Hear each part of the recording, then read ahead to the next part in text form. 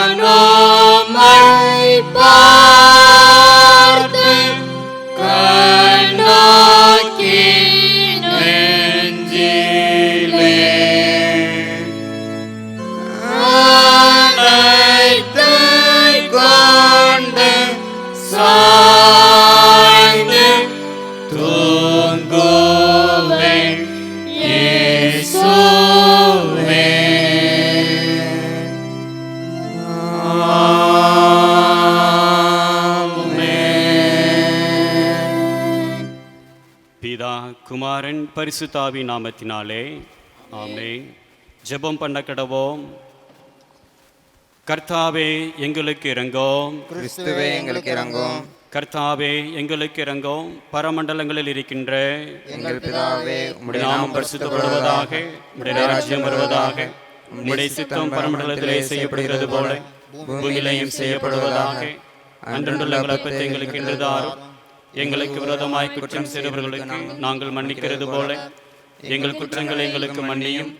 எங்களை சோதனைக்குள் பிரவேசிக்க பண்ணாமல் தீமையினை ரட்சித்துக் கொள்ளும். ராஜ்யமும் வல்லமையும் மகிமையும் என்னிடைக்கும் உம்முடையவைகளே. ஆமென். பின்வருகின்ற ஜெபத்தை நான் சொல்ல சொல்ல நீங்கள் என்னை தொடர்ந்து சொல்லுமாறு அன்போடு கூட கேட்கின்றேன். அன்புள்ள இரட்சகரே, அன்புள்ள இரட்சகரே, உமது சிலுவையின் அடியில், உமது சிலுவையின் அடியில் சாஷ்டாங்கமாய் பணிகிறோம். சாஷ்டாங்கமாய் பணிகிறோம். எங்களை கண்ணோக்கி பார்த்து, எங்களை கண்ணோக்கி பார்த்து எங்களுக்கு இறங்கும். எங்களுக்கு இறங்கும். உமது சிலுவை பாடுகளை, உமது சிலுவை பாடுகளை நாங்கள் தகுந்தபடி உணர்ந்து தியானிக்க கிருபை செய்யும். தியானிக்க கிருபை செய்யும். உமது பாடுகளின் புண்ணியத்தினாலும் மரணத்தினாலும் உமது இரத்தத்தை பற்றும் விசுவாசத்தின் மூலமாய் நாங்களும் உமது திருச்சபை அனைத்தும் பாவ மன்னிப்பையும் பரிசுத்த வாழ்க்கையையும் பரலோக வாழ்வையும் பெற்றுக்கொள்ள அனுக்கிரகம் செய்தருளும். ஆமென். ஆமென். தயவு செய்து உட்காருங்கள். கிறிஸ்துவுக்கு அன்பானவர்களே, இந்த ஆண்டிலும் இந்த புனித வெள்ளியை நாம் ஆசரிப்பதற்கு குடும்பமாக சிலுவையை தியானிப்பதற்கு கர்த்தர் நமக்கு தந்திருக்கின்ற நல்ல கிருபைகளுக்காக நாம் ஆண்டவரை ஸ்தோத்தரிப்போம். ஒருவேளை ஆண்டவராகிய இயேசு கிறிஸ்துனுடைய பாடுகளை தியானிக்கின்ற இந்த நாளிலே இந்த உலகமே ஒரு விதமான பாடுகளுக்குள்ளாக கடந்து வந்திருக்கின்றது. பயங்கரமான ஒரு சூழ்நிலைகளுக்குள்ளாக கடந்து வந்திருக்கின்றது. அநேக தேசங்கள் பாடுகளை சந்தித்து வருகிறது. அநேக மக்கள் பலவீனத்தோடு கூட இந்த கொடிய நோயினாலே போராடி கொண்டிருக்கிறதை நாம் கேள்விப்படுகின்றோம், அறிந்து வருகின்றோம். இப்படிப்பட்ட சூழ்நிலையிலே ஆண்டவராகிய இயேசு கிறிஸ்துனுடைய அந்த பாடுகளை உணர்ந்து அந்த சிலுவைக்கு நம்மை அர்ப்பணிப்பதற்கு ஆண்டவர் நமக்கு ஒரு வாய்ப்பு தந்திருக்கின்றார். நாம் ஆண்டவரை ஸ்தோத்தரிப்போம். இந்த நாளிலும் நம்முடைய தியானத்திற்காக நாம் தெரிந்து கொண்ட வேத வசனம் யோவான் எழுதின சுவிசேஷம் 19வது அதிகாரம் 17, 18 வசனங்கள். யோவான் 19, 17, 18 வசனங்கள்.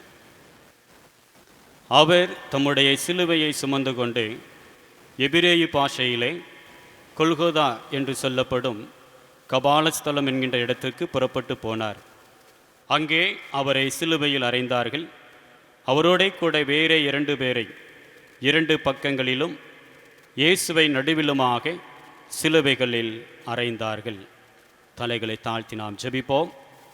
எங்கள் அன்பின் தேவனே, இதோ சிலுவை நோக்கி பார்த்தவர்களாக, சிலுவையினால் எங்களுக்கு கிடைக்கின்ற மீட்புக்காக ஏங்கி நிற்கின்றவர்களாக உம்முடைய சன்னிதானத்தில் வந்து நிற்கின்றோம்.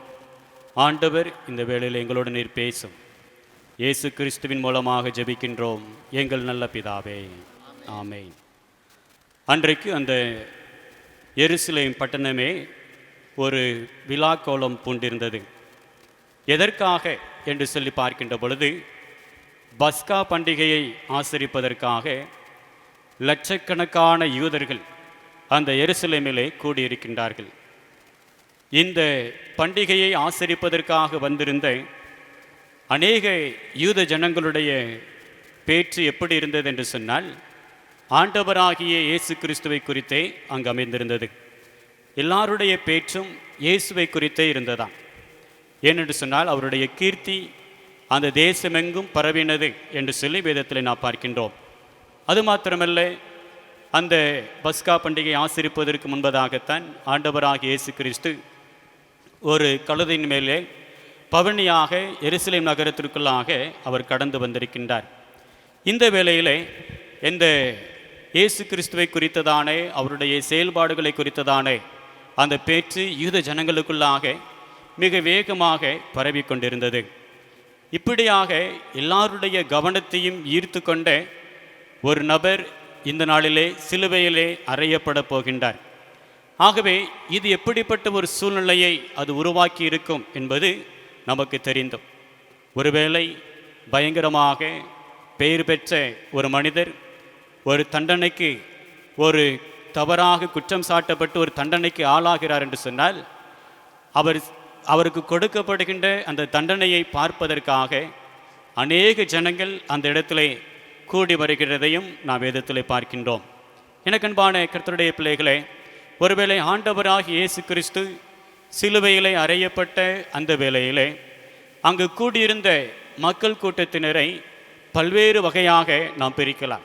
ஒருவேளை அப்படி நாம் பிரித்து தியானித்து அந்த கூட்டத்திலே எந்த கூட்டத்திலே நாம் இருக்கிறோம், எந்த கூட்டத்திலே நாம் நின்று கொண்டு இந்த கிறிஸ்துவினுடைய சிலுவை பாடுகளை நாம் தியானிக்கப் போகிறோம் என்பதை நாம் சிந்திக்க வேண்டியது அவசியம்.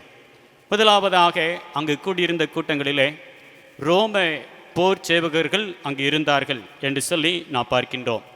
மத்தேயு 27வது அதிகாரம் 35வது வசனத்திலே நாம் பார்க்கின்ற பொழுது, ரோம போர் சேவகர்கள் அந்த சிலுவையின் அடிவாரத்தில் நின்று கொண்டிருக்கின்றார்கள். ஒருவேளை சிலுவையிலே தொங்குகின்றவருக்கும் இந்த ரோம போர் சேவகர்களுக்கும் எந்த விதமான சம்பந்தமும் கிடையாது. ஒருவேளை இவர்களுக்கு கொடுக்கப்பட்ட ஒரு டாஸ்க் என்னவென்று சொன்னால், இந்த இயேசுவை சிலுவையிலே அறைய வேண்டும். அதுதான் அந்த போர் சேவகர்களுக்கு கொடுக்கப்பட்ட ஒரு நோக்கம், ஒரு கட்டளை. ஆகவே அந்த கட்டளையை நிறைவேற்றி முடித்தவர்களாக, ரோம ஆளுநருடைய வார்த்தைக்கு செவி கொடுத்த மக்களாக அந்த போர் சேவகர்கள் அந்த சிலுவையின் அடிவாரத்திலே அவர்கள் நின்று கொண்டிருக்கிறதை நாம் பார்க்கின்றோம். அது மாத்திரமல்ல, அந்த ரோம சாம்ராஜ்யத்தில் இருந்த ஒரு நியமம் என்னவென்று சொன்னால், சிலுவையிலே அறையப்பட்ட அந்த நபருடைய உடைமைகள் அனைத்துமே யார் அங்கு அவரை சிலுவையிலே அறைந்தார்களோ அவர்களுக்கு அது சொந்தமாக்கப்படும். ஆகவேதான் இப்படிப்பட்ட ஒரு சூழ்நிலையில் ஆண்டவராகிய இயேசு கிறிஸ்து அணிந்திருந்த அந்த அங்கி தங்களுக்கு கிடைக்கும் என்கின்ற ஒரு நோக்கத்தோடு கூட அந்த சிலுவையின் அடிவாரத்திலே அந்த ரோம போர் சேவகர்கள் அங்கு நின்று கொண்டு இருக்கிறதை நாம் பார்க்கின்றோம். ஒருவேளை இவர்களை குறித்து நாம் பார்க்கின்ற பொழுது எதை குறித்தும் கவலையற்றிருக்கின்ற ஒரு மக்கள் கூட்டம், நிர்வசாரிகளாக காணப்படுகின்ற ஒரு கூட்டம். எனக்கன்பானவர்களே, அந்த ரோம போர் சேவகர்கள் நிர்விசாரிகளாக அங்கு நின்று கொண்டிருக்கின்றார்கள். இரண்டாவதாக ஒரு கூட்டத்தை நாம் பார்த்தோம் என்று சொன்னால், யூத அதிகாரிகளை நாம் பார்க்கின்றோம். பிரதான ஆசாரியர், வேதபாரகர், மூப்பர்கள், இவர்களும் அந்த சிலுவையின் அடிவாரத்தில் நின்று கொண்டிருக்கின்றார்கள். மத்தேயு 27வது அதிகாரம் 41வது வசனத்திலே நாம் வாசிக்கின்றோம். ஏனென்று சொன்னால், இந்த பிரதான ஆசாரியர்கள், வேதபாரகர்கள், மூப்பர்கள் இவர்களுக்கெல்லாம் ரோம அரசாங்கத்தின் மீது ஒரு பிடிப்பு அதிகமாக இருந்தது. எப்படி என்று சொன்னால்தான் இவர்கள் ஆலயத்திலிருந்து வருகின்ற எல்லா ஆதாயத்தையும் தாங்களாக அனுபவிக்க முடியும். ஆகவே இவர்களுக்கு ரோம அரசாங்கத்தின் மீது ஒரு பற்றுதல் இருந்தது. அதே வேளையிலே ஜனங்களுக்குள்ளே இயேசுவுக்கு இருந்த செல்வாக்கு தங்களுடைய ஆதாயத்தையும் ஆதிக்கத்தையும் அது பாதிக்கும் என்று அறிந்து இயேசு கிறிஸ்துவின் மீது பொறாமை கொண்டு அவரை சிலுவையில் அறையப்படும்படியாக அங்கு கொண்டு வந்து நிறுத்துகின்றார்கள். அது மாத்திரமல்ல, சிலுவையிலே அறையப்படும்படியாக கொண்டு வந்து நிறுத்தினதோடு கூட அவர்கள் சென்றிருக்கலாம். ஆனால் கொல்கதா மலைக்கு வருகை தந்து இசிலுவையில் அறையப்பட்ட இந்த கிறிஸ்துவானவர் எப்படி சாகப் போகிறார், அதை எங்களுடைய கண்களால் நாங்கள் பார்க்க வேண்டும் என்று சொல்லி அவரை இகழுவதற்காக, அவரை பரியாசம் பண்ணுவதற்காக அங்கு சிலுவை அண்டையிலே வந்து நிற்கிறதை நாம் பார்க்கின்றோம். ஆகவே தான் அந்த போர் சேவகர்கள் சொன்னார்கள், தேவாலயத்தை இடித்து 3 நாட்களுக்குள்ளாக கட்டுவேன் என்று சொன்னாயே, இப்பொழுது நீ இறங்கி வா, அப்பொழுது உன்னை நாங்கள் விசுவாசிப்போம் என்று சொல்லி இயேசு கிறிஸ்துவை இகழுகின்றதை நாம் பார்க்கின்றோம். ஒருவேளை இந்த யூத அதிகாரிகள் நமக்கு எதை சுட்டி காட்டுகிறார்கள் என்று சொன்னால், மற்றவர்கள் படுகின்ற துன்பத்திலே இன்பம் காணுகின்ற ஒரு மக்கள் கூட்டமாக அங்கு நின்று கொண்டிருக்கின்றார்கள். முதலாவதாக ரோம போர் சேவகர்கள் அவர்கள் நிர்விசாரிகளாக, எதை குறித்தும் அக்கறையற்றவர்களாக நின்று கொண்டிருக்கின்றார்கள். இரண்டாவதாக அந்த யூத அதிகாரிகள் மற்றவர்கள் படுகின்ற துன்பத்திலே இன்பம் காண வேண்டும் என்கின்ற ஒரு கல்லான மனதோடு கூட அங்கு வந்து நிற்கின்றார்கள். இன்னும் ஒரு கூட்டத்தை நாம் பார்க்கின்றோம். அவர்கள் தூரத்தில் நின்று கொண்டு அந்த சிலுவையை நோக்கி பார்க்கின்றார்கள். அவர்கள்தான் இயேசு கிறிஸ்துவோடு கூட இணைந்து ஊழியம் செய்த அநேக ஸ்திரீகள் என்று சொல்லி வேதத்தில் நாம் பார்க்கின்றோம். இவர்களை குறித்து சொல்லப்படுகிற பொழுது மத்தேயு 27வது அதிகாரம் 55, 56 வசனங்களிலும், மார்க்கு 15வது அதிகாரம் 40, 41வது வசனங்களிலும், லூக்கா 23வது அதிகாரம் 49வது வசனத்திலும் நாம் வாசிக்க முடியும். ஒருவேளை இந்த ஸ்திரீகளை குறித்து நாம் பார்க்கின்ற பொழுது அவரால் நன்மைகளை பெற்றுக்கொண்ட ஒரு கூட்டம் நன்றி நிறைந்த மனதோடு கூட, அதே வேளையிலே வேதனையோடு கூட அங்கு சிலுவை அண்டையிலே வந்து நிற்கின்றார்கள். ஐயோ, இந்த இயேசு கிறிஸ்துனுடைய வாழ்க்கையின் மூலமாக இத்தனை நன்மைகளை நாம் பெற்றிருந்தோமே, இன்றைக்கு இந்த கிறிஸ்துவானவர் இவ்வளவு பாடுகளையும் வேதனைகளையும் சகிக்கிறாரே என்று சொல்லி ஒரு கனத்த இருதயத்தோடு கூட, கண்ணீரோடு கூட அந்த சிலுவையை அவர்கள் நோக்கி பார்த்து நிற்கின்றார்கள்.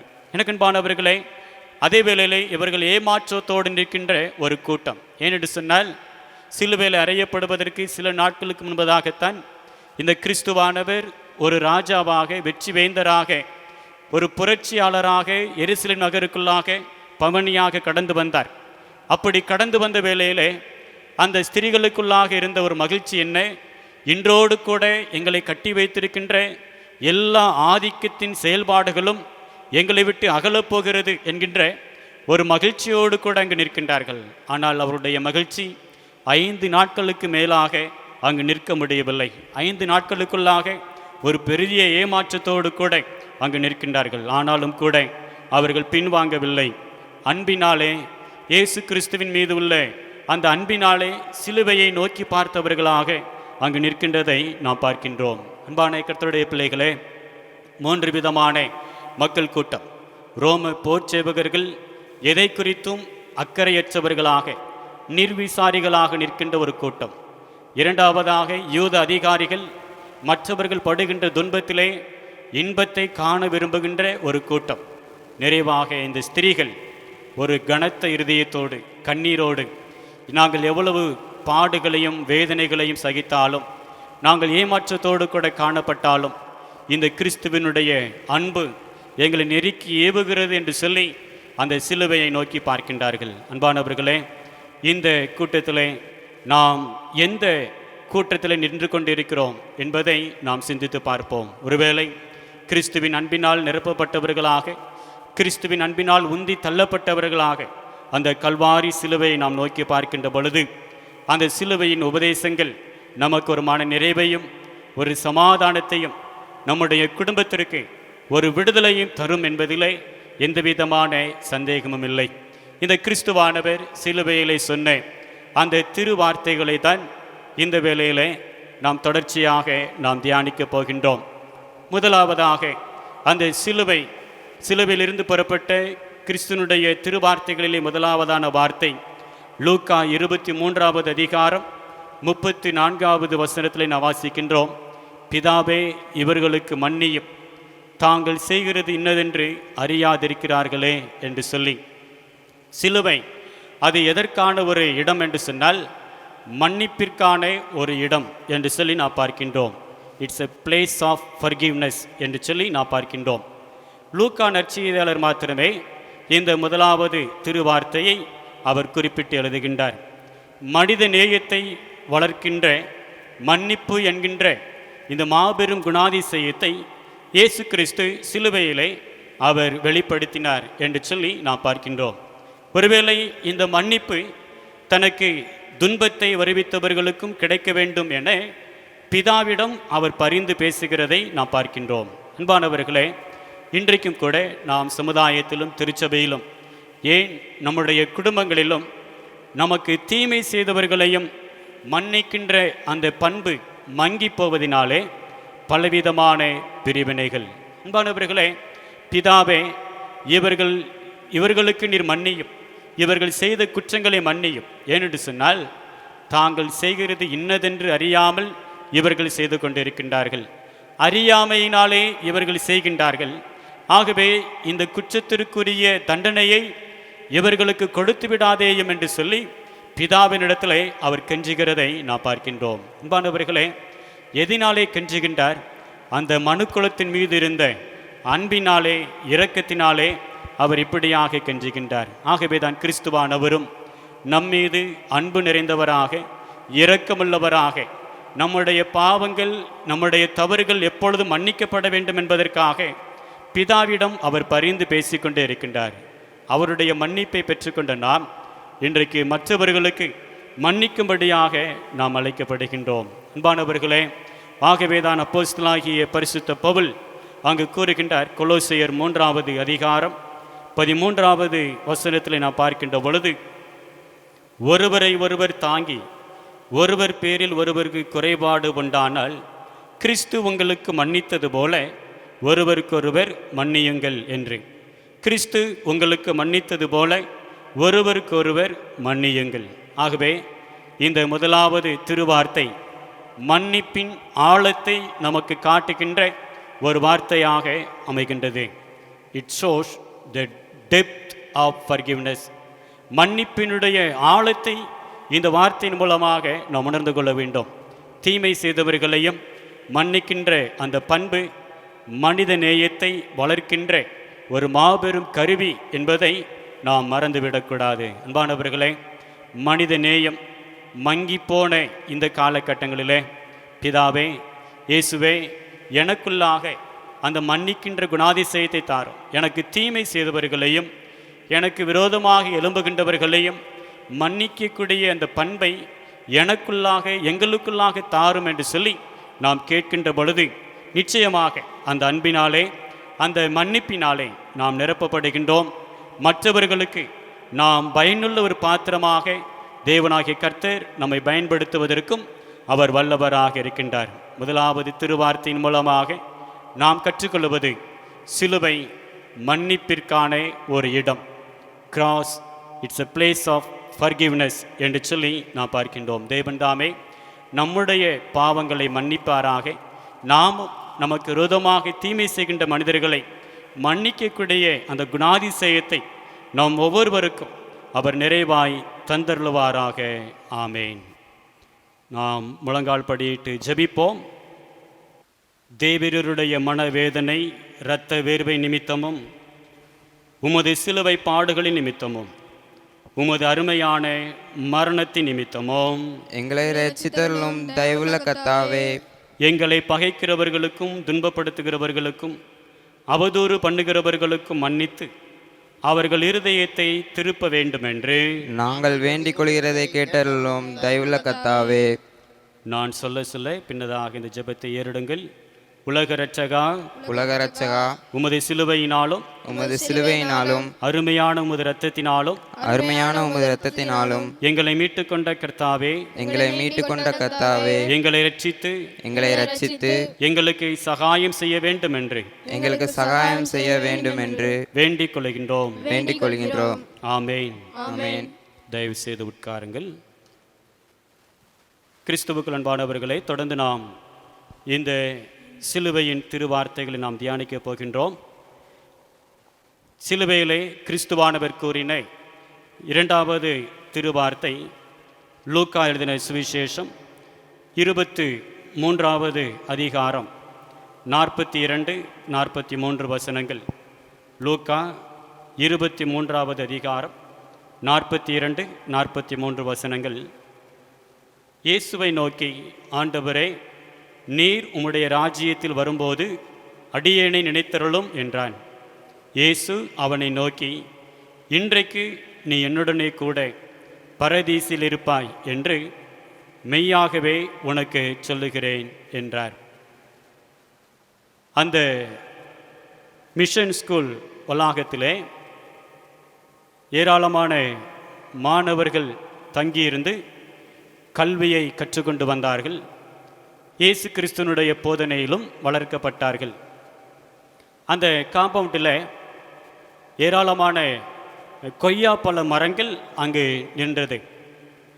அநேகமாக கொய்யா கனிகள் அதிலே காய்த்து அதனை அங்குள்ள மாணவர்கள் அங்கு பயன்படுத்தி வந்தார்கள்.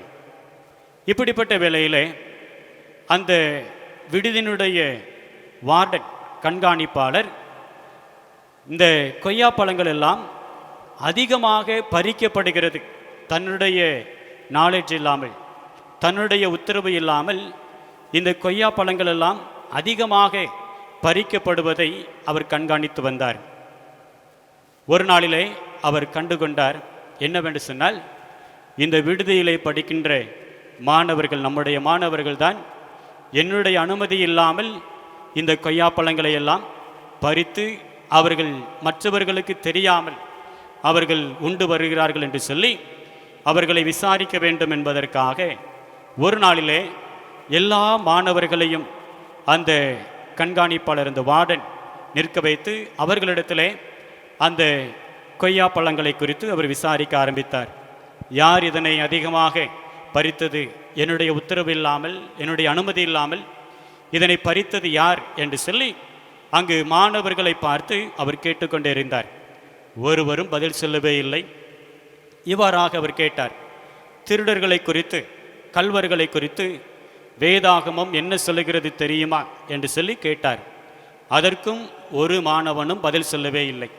கடைசியாக ஒரு மாணவன் பதில் சொன்னானாம், சார், எனக்கு தெரியும், திருடர்களை குறித்து வேதம் என்ன சொல்லுகிறது என்று சொன்னால், இன்றைக்கு என்னுடனே கூட பரதீசில் இருப்பாய் என்று சொல்லுகிறது என்று சொல்லி அந்த மாணவன் சொன்னானாம். அதை கேட்டவுடனே மற்ற மாணவர்களுக்கெல்லாம் பயங்கரமான சிரிப்பு வந்துவிட்டது. இந்த கண்காணிப்பாளரும் இந்த பதிலை அவர் எதிர்பார்க்கவில்லை. பொதுவாக நம்முடைய பிள்ளைகளாக இருந்தால் என்ன சொல்லியிருப்பார்கள், திருடுகளை குறித்து வேதாகமம் என்ன சொல்கிறது என்று சொன்னால் அவர்கள் நரகத்திலே தள்ளப்படுவார்கள், அவர்களுக்கு தண்டனை உண்டு என்று சொல்லியிருப்பார்கள். ஆனால் அந்த மாணவனோ சற்று வித்தியாசமானவனாக சிந்தித்து அவன் சொன்னான், திருடர்களை குறித்து வேதம் இவ்வாறாக சொல்லுகிறது, அவர்கள் இன்றைக்கு என்னுடனே கூட பரதீசில் இருப்பா என்கின்ற அந்த பாக்கியத்தை பெற்றுக்கொள்வார்கள் என்று சொல்லி அந்த மாணவன் சொன்னானாம். இதை கேட்டவுடனே அந்த வார்டனுக்கும் என்ன செய்வதென்று சொல்லி தெரியவில்லை. அவர் அப்படியே தன்னுடைய மாணவர்களுக்கு தொடர்ந்து அறிவுரைகளை கூறி அவர் அனுப்பி வைத்தார். என்னுடைய உத்தரவு இல்லாமல், அனுமதி இல்லாமல் இதனை பறிக்கக்கூடாது என்று சொல்லி. அந்த மாணவன் வேறு யாருமல்ல, நம்முடைய ஆங்கிலிக்கன் திருச்சபையிலே முதல் இந்திய பேராயராக அபிஷேகம் பண்ணப்பட்ட பேராயர் V.S. அசரியா அவர்கள் மெஞ்ஞானபுரம் CMS போர்டிங் ஹோமில் அவர்கள் தங்கியிருந்து கல்வியை பெற்றுக்கொண்ட காலங்களிலே நடந்த ஒரு சம்பவம். எனக்கன்பான கர்த்தருடைய பிள்ளைகளே, இந்த சிலுவையின் திருவார்த்தைகளிலே இரண்டாவது வார்த்தை, என்றைக்கு என்னுடனே கூட பரதீசில் இருப்பாய் என்கின்ற வார்த்தை, அது எதை சுட்டி காட்டுகிறது என்று சொன்னால், சிலுவை ஏற்றுக்கொள்ளக்கூடிய ஒரு இடம் என்பதை இது சுட்டி காட்டுகிறது. Cross, it's a place of acceptance என்று சொல்லி நாம் பார்க்கின்றோம். ஒருவேளை எப்படிப்பட்ட நபராக இருந்தாலும், எந்த சூழ்நிலையில் இருந்தாலும் அந்த நபரை கிறிஸ்துவானவர் ஏற்றுக்கொள்வார் என்பதற்கு இந்த இரண்டாவது திருவார்த்தை நல்ல ஒரு ஆதாரமாக காணப்படுகிறது. கொண்டவனாக, தான் ஒரு பாவி என்பதை உணர்ந்து கொண்டவனாக, காலம் முழுவதும் கல்வனாக வாழ்ந்து வந்தவன் இப்பொழுது ஒரு விசுவாசியாக தன்னை அர்ப்பணிக்கின்றதை நாம் பார்க்கின்றோம். அர்ப்பணித்த அவனையும் கிறிஸ்துவானவர் ஏற்றுக்கொள்கின்றார். என ஒருவேளை அந்த கல்வனுக்கு இருந்த ஒரு நம்பிக்கை என்னவென்று சொன்னால், என்னுடைய வாழ்க்கை இப்பொழுது முடிவடைய போகிறது. இன்னும் சில நிமிடங்களிலே இந்த சிலுவையில் நான் மரிக்கப் போகிறேன். ஆனால் என்னோடு கூட இந்த சிலுவையிலே தொங்கிக் கொண்டிருக்கின்ற இந்த கிறிஸ்துவானவர் அவர் என்றென்றைக்கும் ஜீவிக்கக்கூடியவர். அவர் மரித்தாலும் உயிரோடு கூட எழும்பக்கூடியவர். ஆகவே இந்த ஒரு நம்பிக்கையோடு கூட விசுவாசத்தோடு கூட தான் தேவனே, கிறிஸ்துவே, உம்முடைய ராஜ்யத்தில் எனக்கும் ஒரு பங்கு வேண்டும் என அவன் கேட்கிறதை நாம் பார்க்கின்றோம். விசுவாசத்தோடு கூட அந்த கல்வன் கேட்டான். அவன் கேட்டுக்கொண்டதையும் பெற்றுக்கொண்டான் என்று சொல்லி நாம் பார்க்கின்றோம். அவனை பார்த்துதான் கிறிஸ்துவானவர் சொல்லுகின்றார், இன்றைக்கு என்னுடனே கூட பரதீசில் இருப்பாய் என்று சொல்லி. பரதீசி என்பது ஆங்கிலத்திலே பாரடைஸ் என்று சொல்லி கூறப்பட்டிருக்கிறது. இது பெர்ஷியன் லாங்குவேஜிலிருந்து வந்த ஒரு வார்த்தை. பாரசீக மொழியிலே இதனுடைய அர்த்தம் அடைக்கப்பட்ட தோட்டம் என்று சொல்லி கூறப்படுகிறது. அந்த பாரசீக தேசத்திலே ஒரு வழக்கம் இருந்ததா, அந்த பெர்ஷிய மன்னர்கள் யாரை கனப்படுத்த விரும்புகின்றார்களோ அவர்களுக்கு தன்னுடைய இந்த தோட்டத்திலே, அடைக்கப்பட்ட இந்த தோட்டத்திலே தன்னோடு கூட உலாவும்படியான ஒரு வாய்ப்பை அவர்களுக்கு கொடுத்து அவனை கனப்படுத்துவானாம். அதே போலத்தான் கிறிஸ்துவானவரும் அந்த பரதீசு வாழ்க்கையை விரும்பின அந்த கல்வனுக்கு அந்த உலகத்திலே அந்த நிமிடமே அப்படிப்பட்ட ஒரு பாக்கியத்தை கொடுத்து அவனை கனப்படுத்துகின்றதை நாம் பார்க்கின்றோம். எனக்கு அன்பானவர்களே, என்றைக்கு ஒரு நபர் இந்த உலக வாழ்க்கையிலே மனம் திரும்பி இயேசு கிறிஸ்துவை ஏற்றுக்கொள்ளுகின்றாரோ அன்றைக்கே அங்கேயே அந்த பரலோக வாழ்க்கை ஆரம்பமாகிறது. பரலோக வாழ்க்கை என்று சொன்னால் இயேசு கிறிஸ்துவோடு கூட இணைந்து பயணம் செய்கின்ற ஒரு அனுபவம், இயேசு கிறிஸ்துவோடு கூட நாள்தோறும் உலாவுகின்ற ஒரு பாக்கியம். அந்த பாக்கியத்தை அங்கு பெற்றுக்கொண்டான் என்று சொல்லி நாம் பார்க்கின்றோம். இன்றைக்கு நம்முடைய வாழ்க்கையிலும் கூட நாம் எப்படிப்பட்ட நபராக இருந்தாலும் சரி, நாம் எந்த சூழ்நிலையில் இருந்தாலும் சரி, கிறிஸ்துவானவர் நம்மை ஏற்றுக்கொள்வதற்கு அவர் ஆயத்தமுள்ளவராக இருக்கின்றார். எப்பொழுது நாம் விசுவாசத்தோடு நம்பிக்கையோடு கூட அவரை நோக்கி பார்க்கின்ற பொழுது அவர் நம்மை ஏற்றுக்கொள்வதற்கு அவர் வல்லவராக இருக்கின்றார் என்று சொல்லி நாம் பார்க்கின்றோம். ரோமர் 15வது அதிகாரம் 7வது வசனத்திலே அங்கு அப்போஸ்தலனாகிய பவுல் இவ்வாறாக கூறுகின்றார்.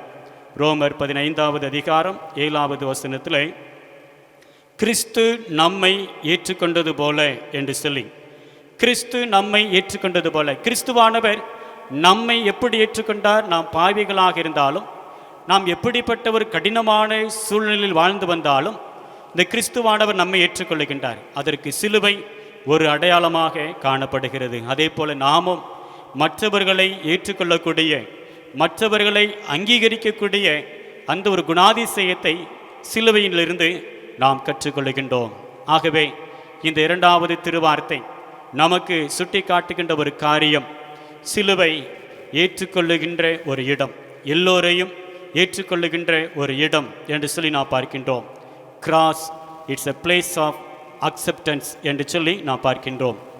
3வது திருவார்த்தையாக நாம் பார்க்கின்ற பொழுது யோவான் எழுதின சுவிசேஷம் 19வது அதிகாரம் 26, 27 வசனங்களிலே நாம் வாசிக்கின்றோம். யோவான் 19வது அதிகாரம் 26, 27 வசனங்கள். இயேசு தம்முடைய தாயையும் அருகே நின்ற தமக்கு அன்பாயிருந்த சீஷனையும் கண்டு தம்முடைய தாயை நோக்கி, ஸ்திரியே, அதோ உன் மகன் என்றார். பின்பு அந்த சீஷனை நோக்கி, அதோ உன் தாய் என்றார். அந்நேரம் முதல் அந்த சீஷன் அவளை தன்னிடமாய் ஏற்றுக்கொண்டான். 3வது திருவார்த்தை நமக்கு சுட்டி காட்டுகின்ற ஒரு காரியம், சிலுவை நமக்கு ஆறுதலை கொடுக்கக்கூடிய ஒரு இடம் என்று சொல்லி, cross, it's a place of consolation என்று சொல்லி நாம் பார்க்கின்றோம். சிலுவை நமக்கு ஆறுதலை கொடுக்கக்கூடிய ஒரு இடம். கண்ணீரோடு வேதனையோடு நின்று கொண்டிருக்கின்ற தம்முடைய தாயாருக்காக கிறிஸ்துவானவர் கூறின ஆறுதலான ஒரு வார்த்தை. இந்த கிறிஸ்துவானவர் இங்கு தன்னுடைய வேதனையை மறந்து தனக்காக பரிதபித்து கொண்டிருக்கின்ற தன்னுடைய தாயாரை அவர் உற்று நோக்குகின்றார். ஆகவேதான் முதலாவதாக தன்னுடைய தாயை பார்த்து சொல்லுகின்றார், ஸ்திரியே, அதோ உன் மகன் என்று. ஒருவேளை இந்த தாயினுடைய ஏக்கம் எப்படி இருந்திருக்கும்? தனக்கு இவ்வளவு காலமும் ஆறுதலாக ஆதரவாக இருந்த மகன், ஒருவேளை எனது எதிர்காலம் எல்லாமே இந்த மகன்தான் என்று சொல்லி நான் நம்பியிருந்தேன். ஆனால் இப்பொழுதோ இவ்வளவு வேதனைகளை படுகின்றான். சிலுவை மரணத்தை சந்தித்ததினாலே என்னுடைய மகன் படுகின்ற அந்த சரீர வேதனைகளையும் என்னால் தாங்கிக் கொள்ள முடியவில்லை. என்னுடைய எதிர்காலத்தை நினைத்தாலும் எனக்கு ஒருபுறம் பயமாக இருக்கிறது. என்னுடைய எதிர்காலத்திலே இந்த யூத சமுதாயத்திலே ஒரு பெண்ணை எப்படி இந்த சமுதாயம் நடத்தப் போகிறது என்பது எனக்கு மிகப்பெரிய ஒரு கேள்விக்குறியாக இருக்கிறது என்று சொல்லி கண்ணீரோடு கூட அங்கு நின்று கொண்டு இருக்கிறதை நான் பார்க்கின்றோம். அன்பானவர்களே, இது இன்றைக்கும் நம்முடைய சமுதாயத்தினுடைய நிலைமை இப்படித்தான் இருக்கிறது. பெண்களுக்கு உகந்த ஒரு பாதுகாப்பு இல்லை.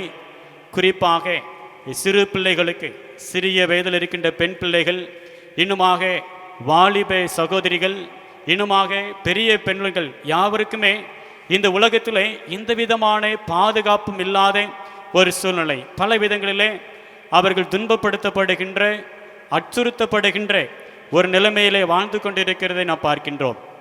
இப்படிப்பட்ட சூழ்நிலையிலே கிறிஸ்துவானவர் கூறுகின்ற இந்த வார்த்தை ஒரு ஆறுதலை கொடுக்கக்கூடியதாக அங்கு அமைந்திருந்தது. ஆகவேதான் கண்ணீரோடு வேதனையோடு நின்று கொண்டிருந்த அந்த தாயாருக்கு கிறிஸ்துனுடைய வார்த்தை ஒரு ஆறுதலை நிச்சயமாக அது கொண்டு வந்திருக்கும் என்பதிலே சந்தேகமே இல்லை. ஏனென்று சொன்னால் அப்போஸ்தலனாகிய பவுல் கூறுகின்றார். 2 கொரிந்தியர் 1வது அதிகாரத்திலே நாம் வாசிக்கின்றோம். 2 கொரிந்தியர் 1:5வது வசனத்திலே வாசிக்கின்றோம். எப்படியெனில் கிறிஸ்துவனுடைய பாடுகள் எங்களிடத்தில் பெருகுகிறது போல கிறிஸ்துவினாலே எங்களுக்கு ஆறுதலும் பெருகுகிறது. கிறிஸ்துவனுடைய பாடுகள் எங்களிடத்தில் பெருகுகிறது போல கிறிஸ்துவினாலே எங்களுக்கு ஆறுதலும் பெருகுகிறது. கிறிஸ்துவனுடைய பாடுகளை நாங்கள் பார்க்கிற பொழுதெல்லாம் எங்களுக்கு ஒரு விதமான ஆறுதலும் கிடைக்கிறது என்று சொல்லி இங்கு கூறுகின்றதை நாம் பார்க்கின்றோம். மேலும் அந்த சீஷனை பார்த்து கிறிஸ்துவானவர் இவ்வாறாக கூறினார், அதோ உன் தாய் என்று சொல்லி. இது அந்த சீஷனுடைய கரத்தில் கொடுக்கப்பட்ட ஒரு புதிய பொறுப்பு என்று சொல்லி நாம் பார்க்கின்றோம். ஒரு புதிய குடும்ப உறவை கட்டி எழுப்புவதற்காக ஒரு புதிய பொறுப்பையும் அங்கு கொடுக்கின்றதை நாம் பார்க்கின்றோம். அன்பான கர்த்தருடைய பிள்ளைகளே, இன்றைக்கு குடும்ப உறவுகளிலே இப்படிப்பட்ட பொறுப்புகளை கிறிஸ்துவானவர் எதிர்பார்க்கின்றார்.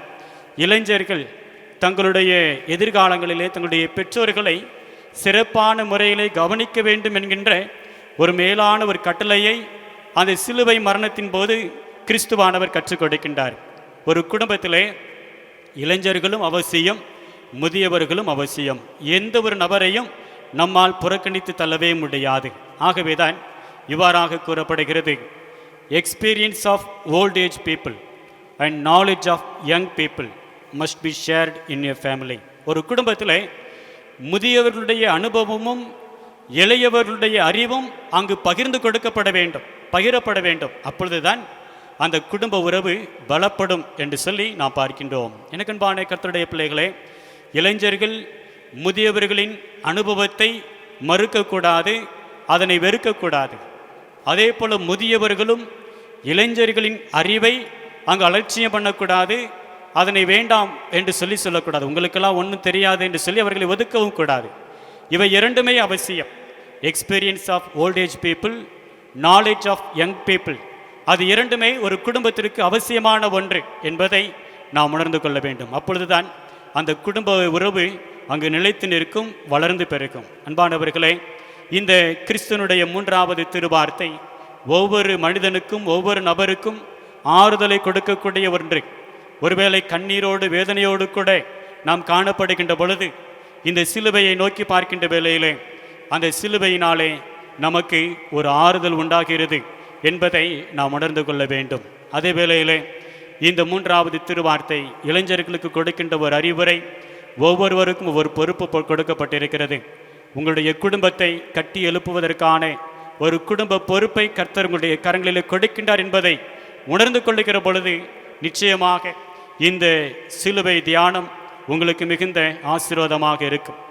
அன்னை தெரசா அவர்கள் கல்கத்தா மாநகரிலே சிறப்பாக பணி செய்தவர்கள்.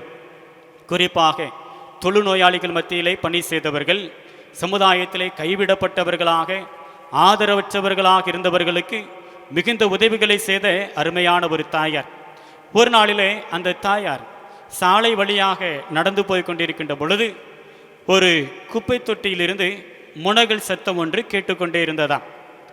ஏதோ ஒரு நாய்க்குட்டி தான் இந்த குப்பை தொட்டிக்குள்ளாக வந்து விழுந்து கிடக்கிறது என்று சொல்லி அந்த அன்னை தெரசா அம்மையார் அந்த குப்பை தொட்டியை நோக்கி போகின்றார்கள். போனவர்கள் அங்கிருந்த எல்லா குப்பைகளையும் தன்னுடைய கரங்களால் விலக்கிவிட்டு அந்த சத்தம் என்ன சத்தமாக இருக்கும் என்று சொல்லி பார்க்கின்றார்கள். பார்த்தவர்களுக்கு பயங்கரமான ஒரு அதிர்ச்சி.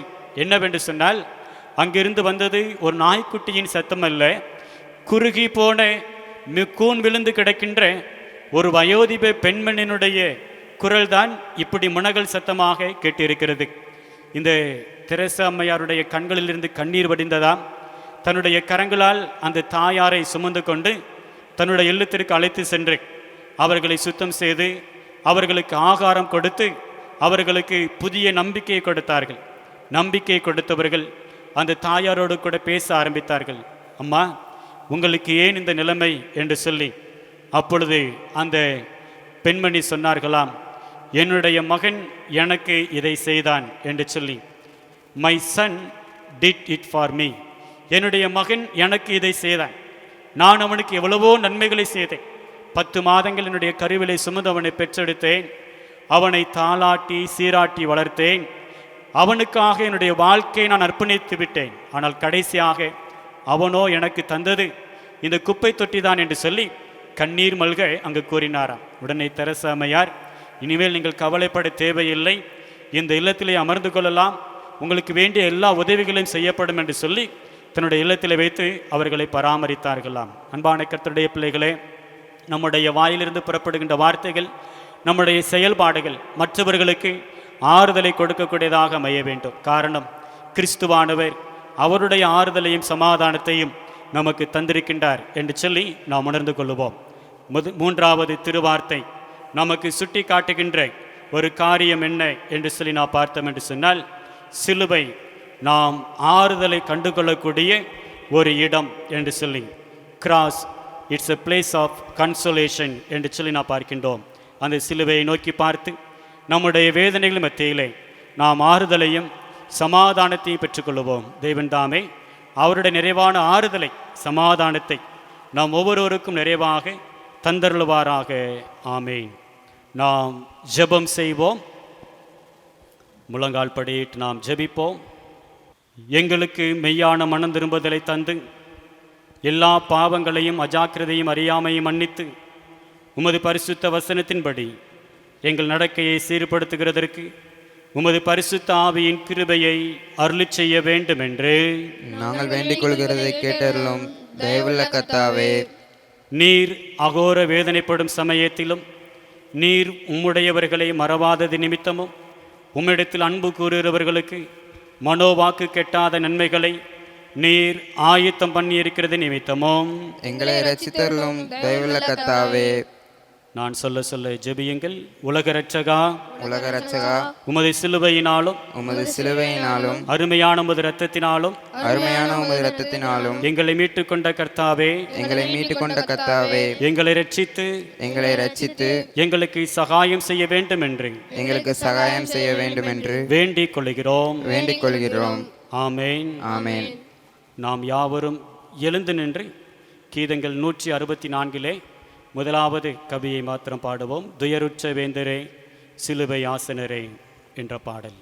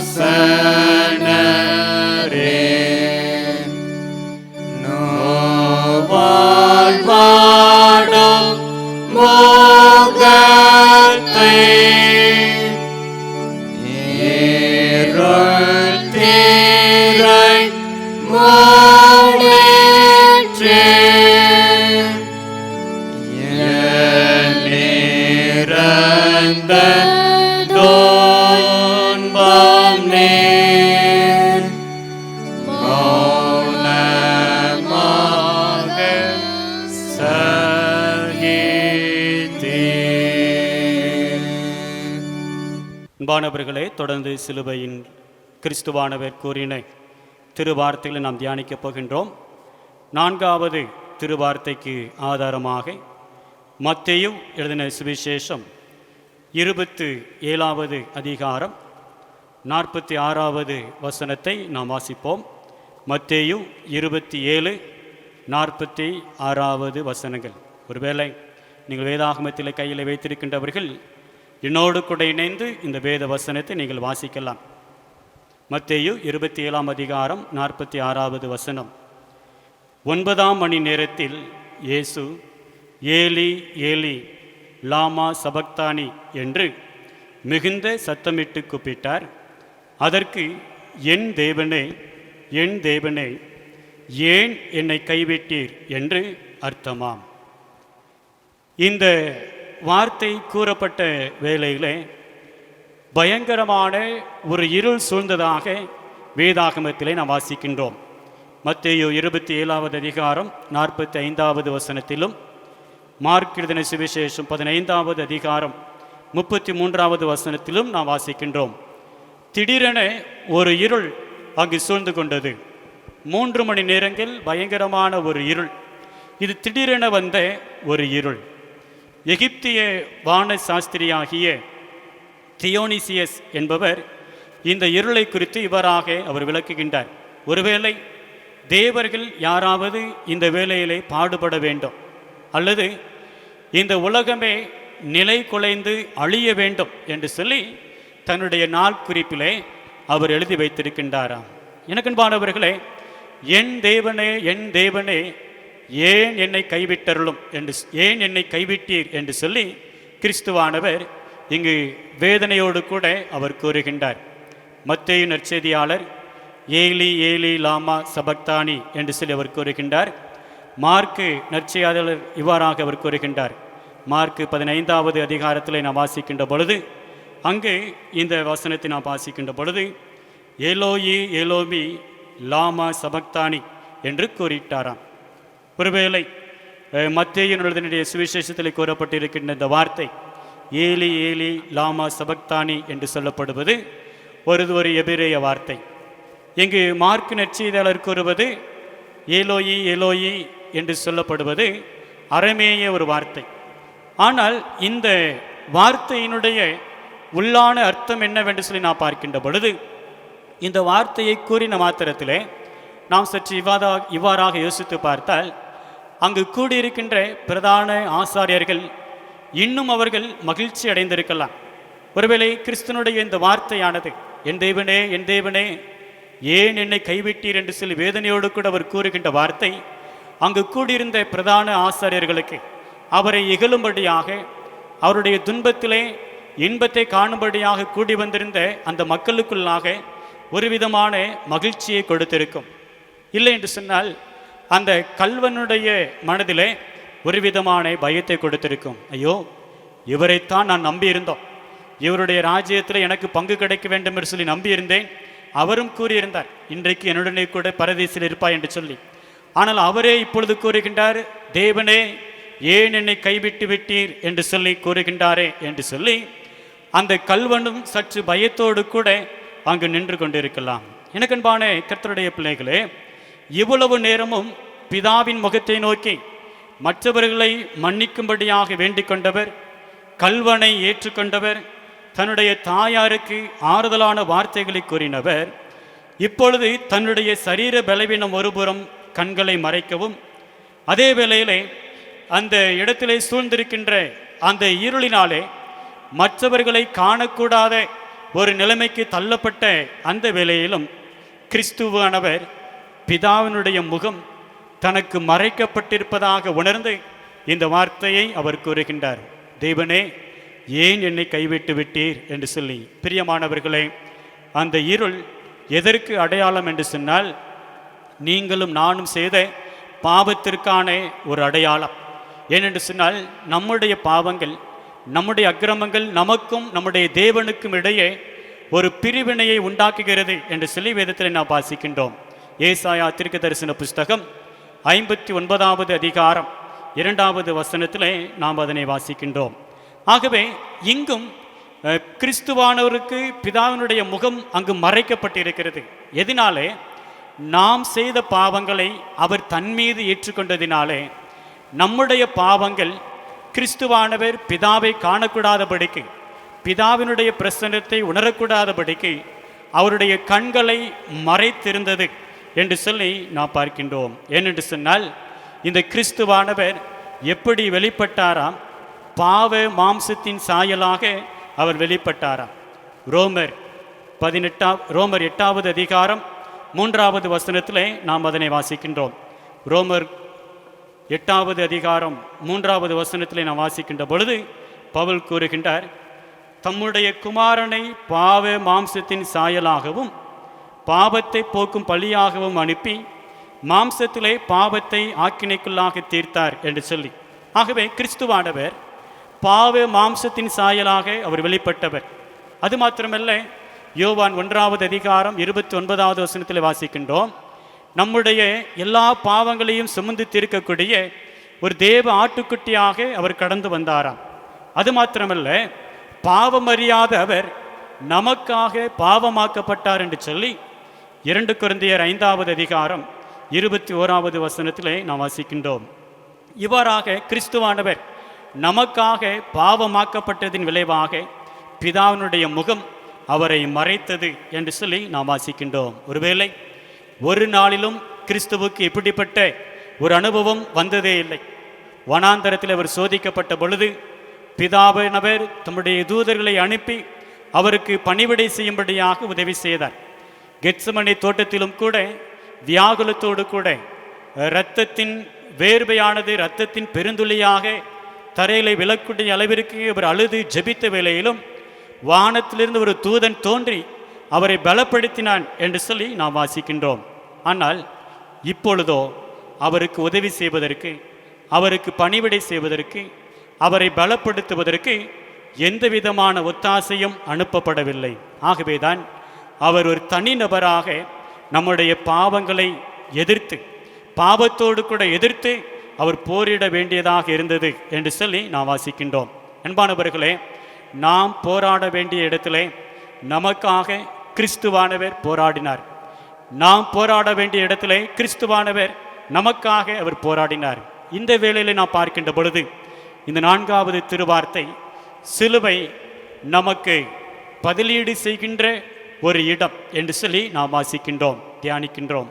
Cross it's a place of replacement என்று சொல்லி நாம் வாசிக்கின்றோம். அன்பானவர்களே, ஒருவேளை இந்த காலகட்டங்களிலும் கொடிய இந்த கொரோனா வைரஸினுடைய தாக்கம் மிக வேகமாக பரவி வருகின்ற இந்த காலகட்டங்களிலும் அநேக மக்கள் தனிமைப்படுத்தப்பட்டிருக்கிறதை நாம் வாசிக்கின்றோம், நாம் தியானிக்கின்றோம்.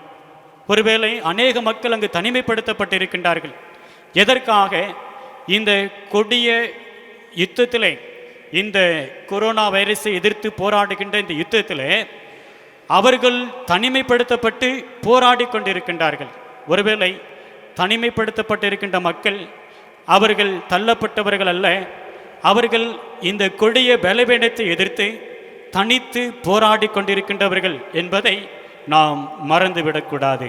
ஆகவேதான் இந்த சூழ்நிலையில் நாம் உணர்ந்து கொள்ள வேண்டியது, கிறிஸ்துவானவர் நாம் போராட வேண்டிய இடத்திலே, நாம் நம்முடைய பாவங்களுக்காக பாவத்தோடு கூட எதிர்த்து யுத்தம் செய்ய வேண்டிய இடத்திலே நம்மால் இயலாது என்பதை உணர்ந்து கிறிஸ்துவானவர் அந்த பாடுகள் பாவங்கள் எல்லாவற்றையும் தன்மீது ஏற்றுக்கொண்டு அவர் போராடி கொண்டிருக்கின்றார் என்பதை நாம் உணர்ந்து கொள்ள வேண்டும்.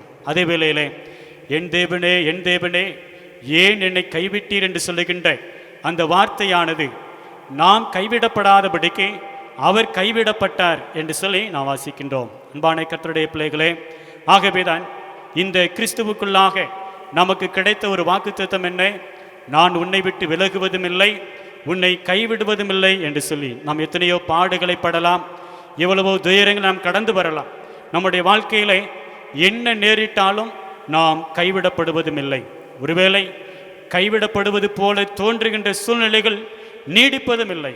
ஆகவேதான் ஏசாயா தீர்க்கதரிசன புஸ்தகம் 54வது அதிகாரம் 7வது வசனத்திலே நாம் இவ்வாறாக வாசிக்கின்றோம். ஏசாயா தீர்க்கதரிசன புஸ்தகம் 54வது அதிகாரம் 7வது வசனம், இமைப்பொழுது உன்னை கைவிட்டேன், ஆனாலும் உருக்கமான இரக்கங்களால் உன்னை சேர்த்து கொள்வேன்.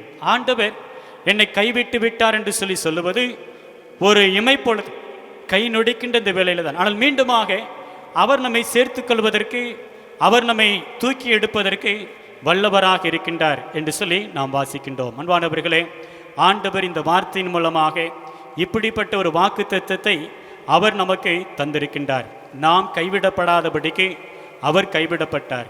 இமைப்பொழுதும் உன்னை கைவிட்டேன், ஆனாலும் உருக்கமான இரக்கங்களால் உன்னை சேர்த்துக்கொள்வேன் என்கின்ற ஆண்டவருடைய வார்த்தை நம்முடைய இல்லங்களிலே தொனிக்கட்டும்.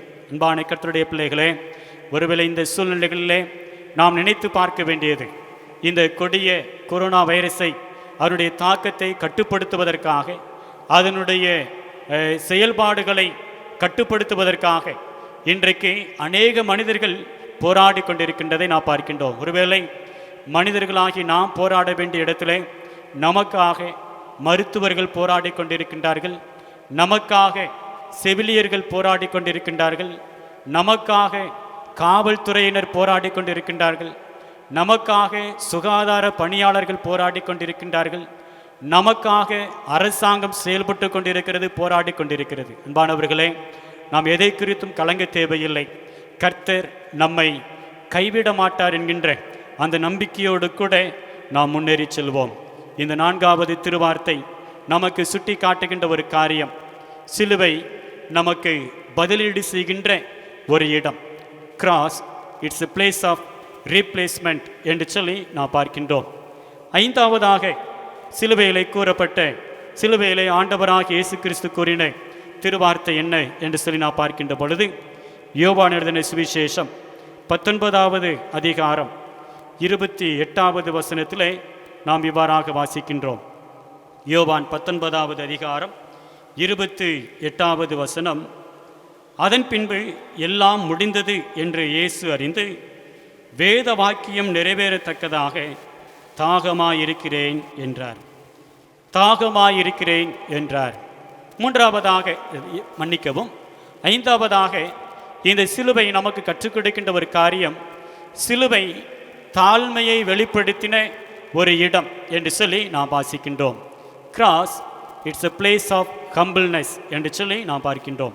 ஆண்டவராக இயேசு கிறிஸ்து எந்த அளவிற்கு தெய்வீக தன்மையோடு கூட இருந்தாரோ அந்த அளவிற்கு அவர் மனுஷீக தன்மையுடையவராகவும் இருந்தார் என்பதற்கு இந்த வார்த்தை சிறந்த ஒரு எடுத்துக்காட்டாக அமைகிறது. ஏனென்று சொன்னால், கானாவூர் திருமண வீட்டிலே தண்ணீரை சுவை மிகுந்த திராட்சரசமாக மாற்றினவர் இப்பொழுது கூறுகின்றார், தாகமாயிருக்கிறேன் என்று சொல்லி. நான் கொடுக்கும் தண்ணீரை குடிக்கிறவனுக்கோ ஒரு காலும் தாகம் உண்டாகாது என்று சொல்லி சமாரிய பெண்மணியினிடம் கூறின கிறிஸ்துவானவர் சொல்லுகின்றார், தாகமாயிருக்கிறேன் என்று சொல்லி. 5 அப்பத்தையும் 2 மீன்களையும் கொண்டு 5000 பேரை போஷித்த தேவகுமாரனாகிய கிறிஸ்துவானவர் கூறுகின்றார், தாகமாயிருக்கிறேன் என்று சொல்லி. இது எல்லாம் அவரது தெய்வீக தன்மைகளுக்கு உதாரணம். அதே வேளையிலே அவர் மனுஷீக தன்மையோடு கூட நான் தாகமாயிருக்கிறேன் என்று சொல்லி அவர் கூறுகிறதை நாம் பார்க்கின்றோம். தெய்வீக தன்மையோடு இருந்தவர் மனுஷீக தன்மைக்கு தன்னை தாழ்த்துகின்றதை நாம் பார்க்கின்றோம். அன்பானவர்களே, இந்த தாழ்மை எங்கு ஆரம்பித்தது? அவர் பெத்லகேமிலே ஒரு ஏழையின் மகனாக மாட்டு தொழுவத்திலே பிறந்த வேளையிலே, அவர் பெத்லகேமிலே ஒரு மாட்டு தொழுவத்திலே கந்தை துணிகளிலே சுற்றப்பட்டு முன்னணியிலே கிடத்தப்பட்ட அந்த வேளையிலே இந்த தாழ்மை ஆரம்பமாகிறது. சிலுவையின் மரண பரியந்தம் அது நீடிக்கிறது என்று சொல்லி நாம் பார்க்கின்றோம். அன்பானவர்களே, பொதுவாக இந்த தாழ்மையை நம்மிலே யாராலும் அங்கு நாம் உதாரணத்துக்கு எடுத்துக்கொண்டோம் என்று சொன்னால், நாம் ஒரு நிறுவனத்திலே ஒரு மேலாளராக பணி செய்துவிட்டு அதே நிறுவனத்திலோ அல்லது வேறு எங்கோ சாதாரண ஒரு கிளர்க்காக பணிபுரிவதற்கு நம்மிலே ஒருவரும் நாம் முன் வருவது கிடையாது. நாம் அதனை எதிர்கொள்வதும் கடினமாக காணப்படுகிறது. ஆனால் இங்கு கிறிஸ்துவானவர் தெய்வீக தன்மையோடு கூட இருந்தவர் மனுஷீக தன்மைக்கு அவர் தன்னை தாழ்த்துகின்றதை நாம் பார்க்கின்றோம். அன்பானவர்கள், எதற்காக நமக்கு தாழ்மையை கற்றுக் கொடுப்பதற்காக. எப்பொழுதெல்லாம் அந்த சிலுவையை நாம் நோக்கி பார்க்கிறோமோ, எப்பொழுதெல்லாம் இந்த சிலுவையை நாம் நோக்கி பார்க்கிறோமோ, அப்பொழுதெல்லாம் இந்த சிலுவையிலே கிறிஸ்துவானவர் தன்னை தாழ்த்தினது போல நாங்களும் எங்களை தாழ்த்துவோம் என்று சொல்லி அந்த தேவ சமூகத்திலே நம்மை தாழ்த்தும்படியாக நாம் நம்மை அர்ப்பணிக்க வேண்டுமா? அதைத்தான் அப்போஸ்தலனாகிய பவுல் இவ்வாறாக கூறுகின்றார். பிலிப்பியர் 2வது அதிகாரம் 8வது வசனத்திலே நாம் வாசிக்கின்றோம். பிலிப்பியர் 2:8, அவர் மனுஷ ரூபமாய் காணப்பட்டு மரண பரியந்தம், அதாவது சிலுவையின் மரண பரியந்தமும் கீழ்ப்படிந்தவராகி தம்மை தாமே தாழ்த்தினார் என்று சொல்லி, சிலுவையின் மரண பரியந்தம் கீழ்ப்படிந்தவராகி தம்மை தாமே தாழ்த்தினாராம். அன்பான கர்த்தருடைய பிள்ளைகளே, இந்த சிலுவையை தியானிக்கின்றன. அந்த சிலுவையிலே நமக்காக தொங்கிக் கொண்டிருக்கின்ற ஆண்டவராக இயேசு கிறிஸ்துவை நோக்கி பார்க்கின்றன. இயேசு கிறிஸ்துவே, அந்த தாழ்மையை எனக்குள்ளாக தாரும் என்று சொல்லி அவருடைய பாதப்படியில் நாம் கெஞ்சுகிற பொழுது அந்த தாழ்மையின் குணாதிசயத்தினால் நம்மை அவர் நிரப்புகின்றார் என்று சொல்லி நாம் பார்க்கின்றோம். Cross it's a place of humbleness என்று சொல்லி நாம் பார்க்கின்றோம். அன்பான கர்த்தருடைய பிள்ளைகளே, தேவனாகிய கர்த்தர் நம்மை கைவிடுவதில்லை.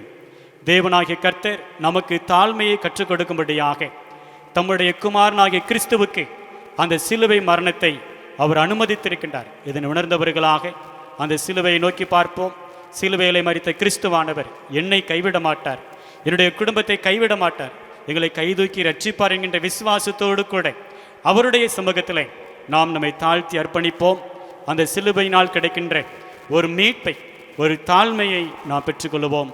அநேகருக்கு சாட்சியாக நாம் நிற்போம். தேவன் தாமே நம்மை தொடர்ந்து ஆசீர்வதிப்பாராக. ஆமென். நாம் ஜெபம் செய்வோம்.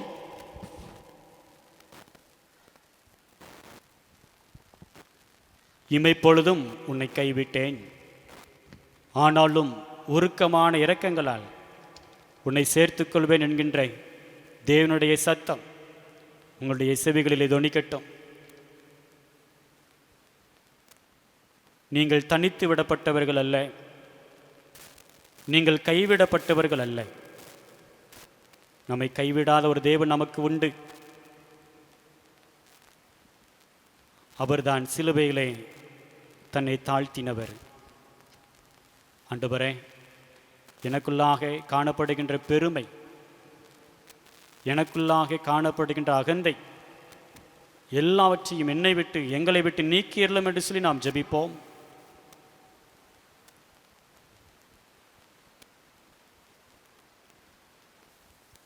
தேவரீர் சிலுவையில் நரக பாவி போல வேதனையை உத்தரித்தது நிமித்தமும், உம்முடைய ஜனங்களால் நீர் புறக்கணிக்கப்பட்டது நிமித்தமும், எங்களை கைதூக்கும்படி கைவிடப்பட்டது நிமித்தமும் எங்களை ரட்சித்தருளும் தயவுள்ள கர்த்தாவே. பேராயர்களும் குருமார்களும் சபை ஊழியர்களும் நற்செய்தி பணியாளர்களும் பொதுவாக விசுவாசிகள் யாவரும் தங்கள் வார்த்தையினாலும் வாழ்க்கையினாலும் உமது சத்தியமும் ஜீவனுமுள்ள வசனங்களையும் கிரியைகளையும் பிரசித்தப்படுத்த கிருபை செய்தருள வேண்டும் என்று நாங்கள் வேண்டிக் கொள்கிறதை கேட்டருளும் தயவுள்ள கர்த்தாவே. தொடர்ந்து நாம் ஜெபிப்போம். நான் சொல்லுகின்ற ஜெபத்தை பின்னதாக சொல்லுங்கள். உலக இரட்சகா, உலக இரட்சகா, உமது சிலுவையினாலும் உமது சிலுவையினாலும் அருமையான உமது இரத்தத்தினாலும் அருமையான உமது இரத்தத்தினாலும் எங்களை மீட்டுக் கொண்ட கர்த்தாவே, எங்களை மீட்டுக் கொண்ட கர்த்தாவே, எங்களை ரட்சித்து எங்களுக்கு சகாயம் செய்ய வேண்டும் என்று எங்களுக்கு சகாயம் செய்ய வேண்டும் என்று வேண்டிக் கொள்கின்றோம். ஆமேன், ஆமேன். நாம் யாவரும் எழுந்து நின்று என்னருள் நாதா இயேசுவே என்ற பாடலை நாம் பாடுவோம். யாவரும் எழுந்து நின்று நாம் பாடுவோம்.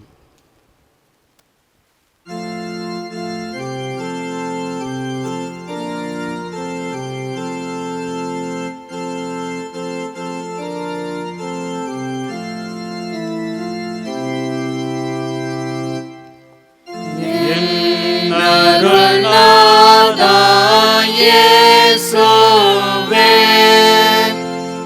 சிலுவை காட்சி பார்க்கையில்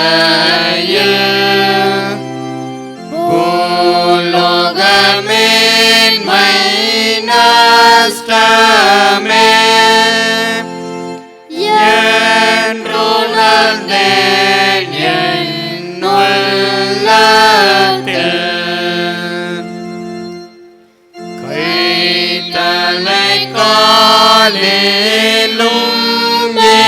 ஏதோ பேரன்பும் துன்பமும் கலந்தே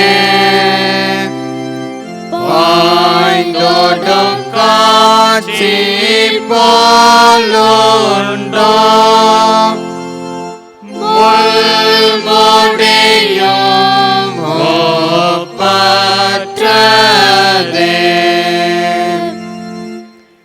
மாந்தர்க்கு மீட்பை கஸ்தேயா சம்பாதித்தேன இயேசுவே உமக்கு என்றும் தாசரா மாசுஸ்திரம் உண்டாகவே.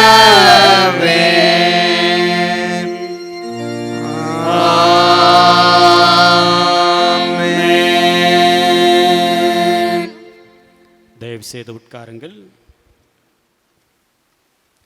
அன்பானவர்களே, தொடர்ந்து சிலுவைநாதர் இயேசு கிறிஸ்து சிலுவையிலே மொழிந்தருளின 6வது திருவார்த்தையை நாம் தியானிக்கப் போகின்றோம். 5 வார்த்தைகளை நாம் இதுவரையிலும் தியானித்திருக்கின்றோம். சிலுவை எதற்கான ஒரு இடம் என்று சொல்லி, முதலாவதாக சிலுவை மன்னிப்பிற்கான ஒரு இடம். Cross, it's a place of forgiveness. இரண்டாவதாக சிலுவை ஏற்றுக்கொள்வதற்கான ஒரு இடம். Cross, it's a place of acceptance என்று சொல்லி நாம் பார்க்கின்றோம். மூன்றாவதாக சிலுவை ஆறுதலை கொடுக்கக்கூடிய ஒரு இடம். Cross, it's a place of consolation என்று சொல்லி நாம் பார்த்தோம். நான்காவதாக சிலுவை நமக்கு பதிலீடு செய்த ஒரு இடம். Cross, it's a place of replacement என்று சொல்லி நாம் பார்த்தோம். ஐந்தாவதாக சிலுவை தாழ்மையை வெளிப்படுத்துகின்ற ஒரு இடம். Cross, it's a place of humbleness என்று சொல்லி நாம் பார்த்தோம். ஆறாவதாக நாம் பார்க்கின்ற ஒரு காரியம், யோவான் எழுதின சுவிசேஷம் 19வது அதிகாரம் 30வது வசனத்திலே இவ்வாறாக வாசிக்கின்றோம். இயேசு காடியை வாங்கின பின்பு முடிந்தது என்று சொல்லி தலையை சாய்த்து ஆவியை ஒப்பு கொடுத்தார் என்று சொல்லி, முடிந்தது என்று சொல்லி அவர் சொன்னாராம். ஆகவே இந்த 6வது திருவார்த்தை நமக்கு கற்றுக் கொடுக்கின்ற ஒரு காரியம், சிலுவை நம்மை திருப்தியடைய செய்கின்ற ஒரு இடம் என்று சொல்லி. Cross, it's a place of satisfaction என்று சொல்லி நாம் பார்க்கின்றோம். பொதுவாக ஒரு மனிதர் ஒரு பணியை செய்து கொண்டிருக்கின்ற வேளையில் அந்த பணியை நிறைவேற்றி முடித்த பின்பு அவருடைய வாயிலிருந்து மன நிறைவோடு மகிழ்ச்சியோடு வருகின்ற ஒரு வார்த்தை, அப்பாடா ஒருபடியாக முடிந்தது என்று சொல்லி. ஆகவே இந்த 6வது திருவார்த்தை மன நிறைவையும் திருப்தியையும் வெளிப்படுத்துகின்ற ஒரு வார்த்தை. யாருக்கு இது திருப்தி? இயேசு கிறிஸ்துவுக்கு ஒரு திருப்தி. அது என்னவென்று சொன்னால், பிதாவினுடைய சித்தத்தை, பிதாவினுடைய விருப்பத்தை தான் நிறைவேற்றி முடித்ததாக அவர் கூறுகின்றார். இவ்வாறாக பிதாவினுடைய சித்தத்தை, விருப்பத்தை நிறைவேற்றி முடித்ததினாலே தனக்கு ஒரு மன நிறைவு இருக்கிறது என்று சொல்லி முடிந்தது என்று சொல்லி அவர் சொன்னாராம். யோவான் 17வது அதிகாரம் 4வது வசனத்திலே இவ்வாறாக நாம் வாசிக்கின்றோம். பூமியிலே நான் உம்மை மகிமைப்படுத்தினேன், நான் செய்யும்படி நீர் எனக்கு நியமித்த கிரியையை செய்து முடித்தேன். நான் உம்மை மகிமைப்படுத்தினேன், அதிலும் எனக்கு ஒரு மனநிறைவு இருக்கிறது. நீர் எனக்கு கொடுத்த கட்டளைகளை நான் நிறைவேற்றி முடித்திருக்கின்றேன், அதிலும் எனக்கு ஒரு மன நிறைவு இருக்கிறது என்று சொல்லி தன்னுடைய திருப்தியை இங்கு கிறிஸ்துவானவர் வெளிப்படுத்துகின்றதை நாம் பார்க்கின்றோம்.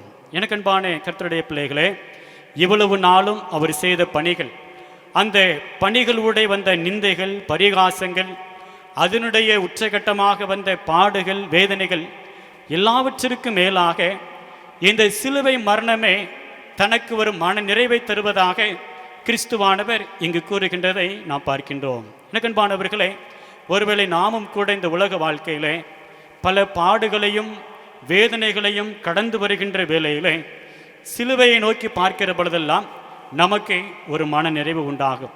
எப்படிப்பட்ட ஒரு மன நிறைவு தெரியுமா? இந்த சிலுவையிலே தொங்கின இயேசுவை விடவா நான் அதிக பாடுகளை சந்தித்து விட்டேன்?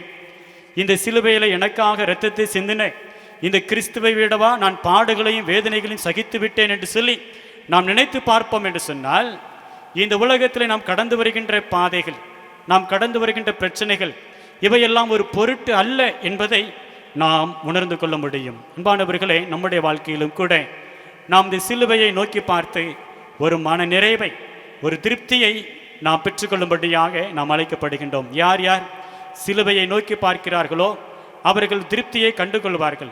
ஆகவே தான் சங்கீதங்களின் புஸ்தகத்தில் வாசிக்கிறோம், அவர்கள் அவரை நோக்கி பார்த்து பிரகாசம் அடைந்தார்கள், அவர்கள் முகங்கள் வெட்கப்படவில்லை.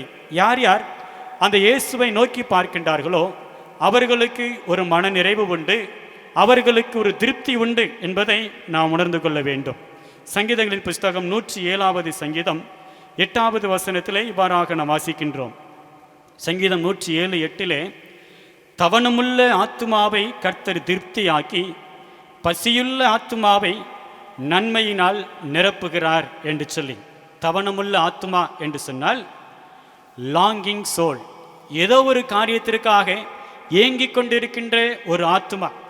ஆகவே தேவனாகிய கர்த்தர் ஏங்கிக் கொண்டிருக்கின்ற ஒவ்வொரு ஆத்துமாவையும் அவர் திருப்தியாக்குகின்றவர். He satisfies the longing soul.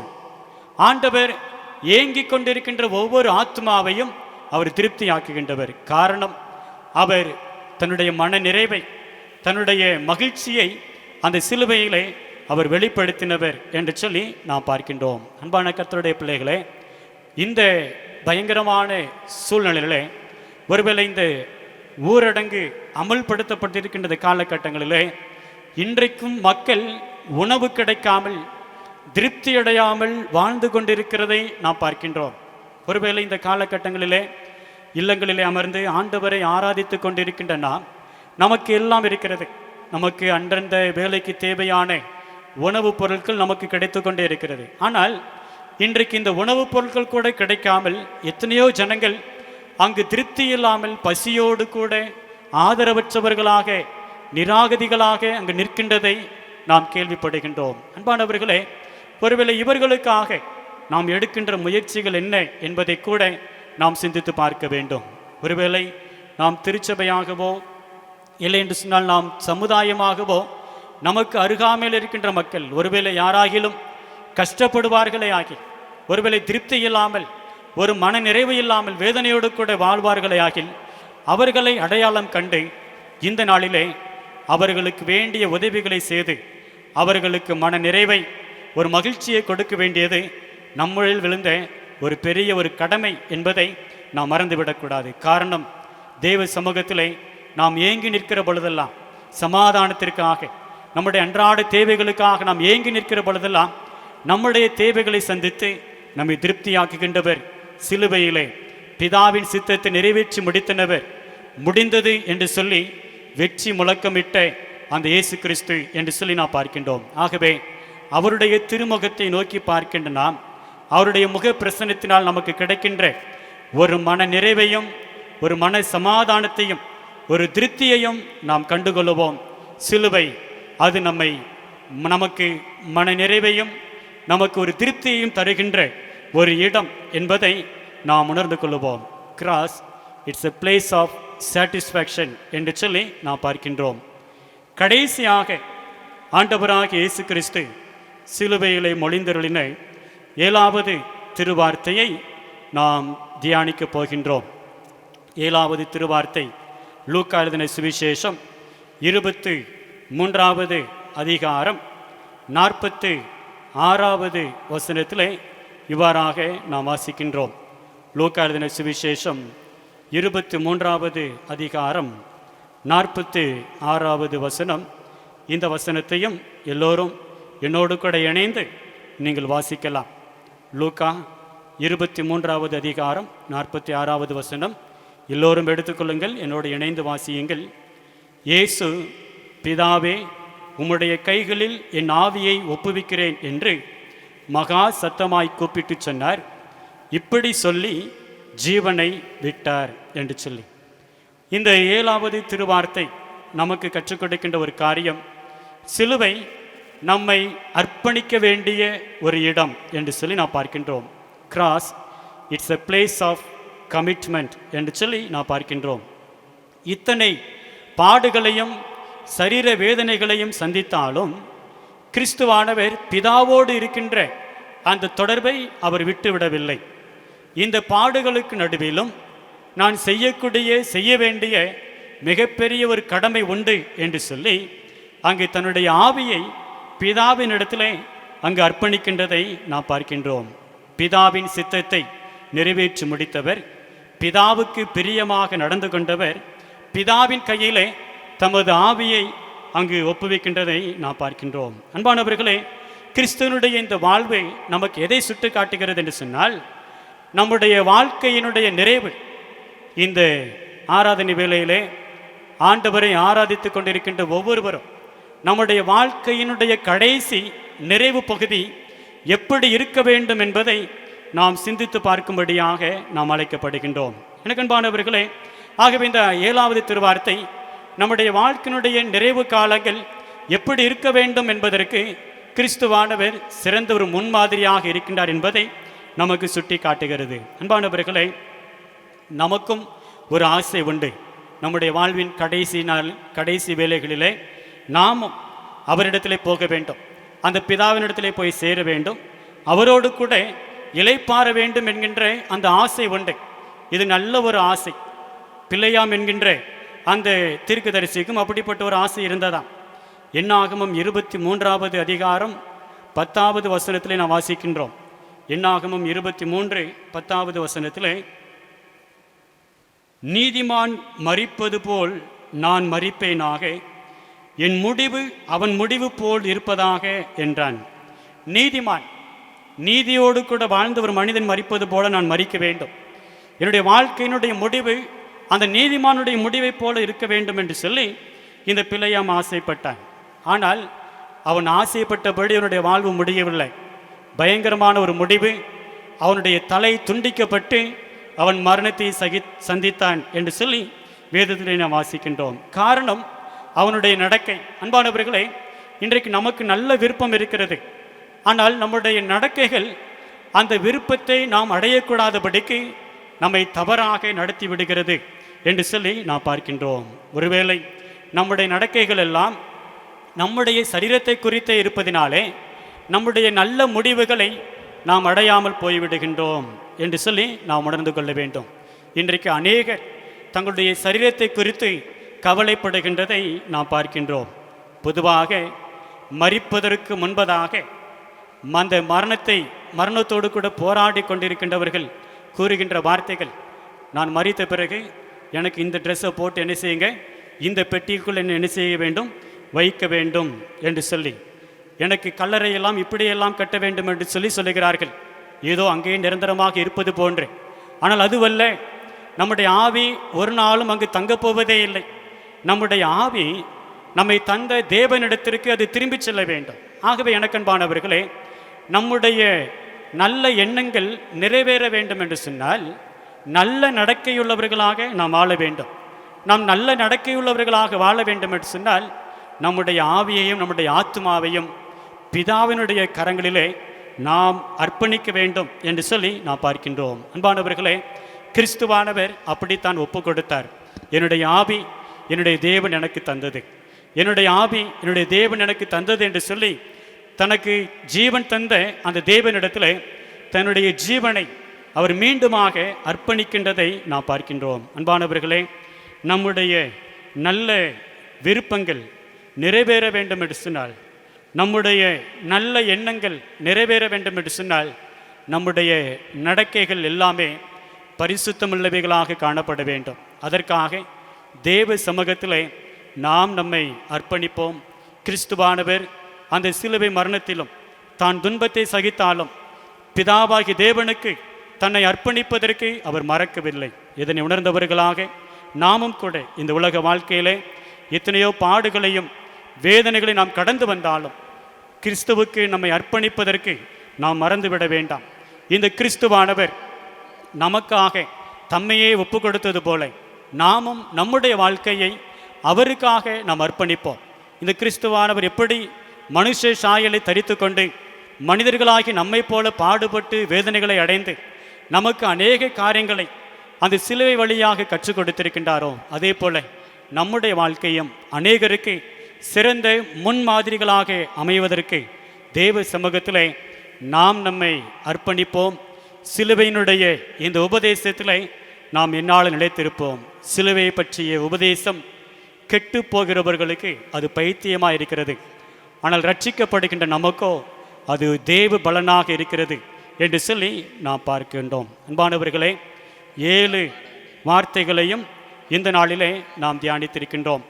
இந்த 7 வார்த்தைகளையும் மீண்டுமாக உங்களுக்கு நினைவுபடுத்துவதற்கு நான் ஆசைப்படுகின்றேன். இந்த 7 வார்த்தைகளும் நமக்கு நினைவுபடுத்துகின்ற காரியங்கள். சிலுவை எதற்கான ஒரு இடம் என்று சொல்லி, முதலாவது வார்த்தை, இந்த சிலுவை மன்னிப்பிற்கான ஒரு இடம். Cross, it's a place of forgiveness. இந்த சிலுவையை நோக்கி பார்த்து நாம் மற்றவர்களை மன்னிக்க வேண்டும். இரண்டாவதாக, இந்த சிலுவை நம்மை ஏற்றுக்கொள்ளுகின்ற ஒரு இடம். Cross, it's a place of acceptance. நாமும் மற்றவர்களை மன நிறைவோடு கூட ஏற்றுக்கொள்ளுகின்ற இந்த மனதை நாம் பெற்றுக்கொள்ள வேண்டும். மூன்றாவதாக, சிலுவை நமக்கு ஆறுதலை கொடுக்கக்கூடிய ஒரு இடம். Cross, it's a place of consolation என்று சொல்லி நாம் பார்க்கின்றோம். நான்காவதாக, சிலுவை நமக்கு பதிலீடு செய்த ஒரு இடம். Cross, it's a place of replacement என்று சொல்லி நாம் தியானித்தோம். ஐந்தாவதாக நாம் பார்த்தோம் என்று சொன்னால், சிலுவை நமக்கு தாழ்மையை கற்றுக் கொடுத்த ஒரு இடம். Cross, it's a place of humbleness என்று சொல்லி. ஆறாவதாக நாம் தியானித்த காரியம், சிலுவை நமக்கு மன நிறைவையும் ஒரு திருப்தியையும் தருகின்ற ஒரு இடம். Cross, it's a place of satisfaction என்று சொல்லி. ஏழாவதாக நாம் கற்றுக்கொண்ட காரியம், சிலுவை நம்மை நாம் அர்ப்பணிக்க வேண்டிய ஒரு இடம். Cross, it's a place of commitment என்று சொல்லி. இந்த வார்த்தைகளை நம்முடைய மனதில் நிறுத்தினவர்களாக இந்த பரிசுத்த வெள்ளி அன்று குடும்பமாக தனிநபராக தேவ சமூகத்திலே நாம் நம்மை தாழ்த்தி அர்ப்பணிப்போம். சிலுவையின் உபதேசத்தில் நிலைத்திருப்போம். அநேகருக்கு சாட்சியாக நாம் வாழுவோம். தேவன் தாமே நம் ஒவ்வொருவரையும் தொடர்ந்து ஆசீர்வதிப்பாராக. ஆமேன். நாம் யாவரும் முழங்கால் படியிட்டு ஜெபிப்போம். தேவரீர் சிலுவையில் முடித்த மகத்துவமான இரட்சிப்பு நிமித்தமும் நீர் முடிந்தது என்று கூறிய வெற்றி மொழியின் நிமித்தமும் எங்களை இரட்சித்தருளும் தயவுள்ள கர்த்தாவே, நாங்கள் உமக்கு பூரணமாய் எங்களை ஒப்பு கொடுத்து உம்மால் எப்பொழுதும் ஆளப்படவும் நடத்தப்படவும் அருள் செய்ய வேண்டும் என்று நாங்கள் வேண்டிக் கொள்கிறதை கேட்டருளும் தயவுள்ள கர்த்தாவே. சிலுவையை நோக்கி பார்த்து நாம் ஜெபிப்போம். சிலுவை மன்னிப்பிற்கான ஒரு இடம். சிலுவை நம்மை ஏற்றுக்கொண்ட ஒரு இடம். நமக்கு ஆறுதலை தரக்கூடிய ஒரு இடம். நமக்கு பதிலீடு செய்த ஒரு இடம். நமக்கு தாழ்மையை கற்றுக் கொடுக்கின்ற ஒரு இடம். நமக்கு திருப்தியை தருகின்ற ஒரு இடம். சிலுவை நாம் நம்மை அர்ப்பணிக்க வேண்டிய ஒரு இடம். அந்த சிலுவை நோக்கி பார்த்து கல்வாரி காட்சியை நம்முடைய மனக்கண்களுக்கு முன்பதாக கொண்டு வந்து நமக்காக தொங்கினை, நமக்காக சிலுவையில் இரத்தத்தை சிந்தினை அந்த இயேசு கிறிஸ்துவுக்கு நம்மை அர்ப்பணிப்போமா? நம்முடைய குடும்பத்தை அர்ப்பணிப்போம். உனக்காக நான் மரித்தேனே, எனக்காக நீ என்ன செய்தாய்? சிலுவையில் இருந்து கூறின இந்த சத்தத்தை நாம் கேட்போம். உனக்காக நான் மரித்தேனே, எனக்காக நீ என்ன செய்தாய்? ஆண்டவரே, உமக்காக நான் என்னை அர்ப்பணிக்கிறேன் அப்பா என்று சொல்லி நாம் நம்மை அர்ப்பணிப்போம். சிலுவை சரிதையை நாம் பாடுகிற பொழுது அந்த சிலுவையை நோக்கி பார்த்து தொடர்ந்து நம்மையை அவருடைய சமூகத்திலே அர்ப்பணம் செய்வோம்.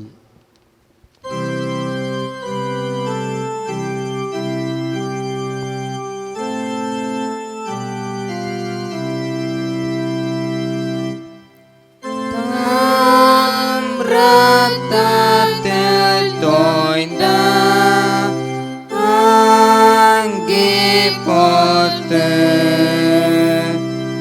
மாதர் பின்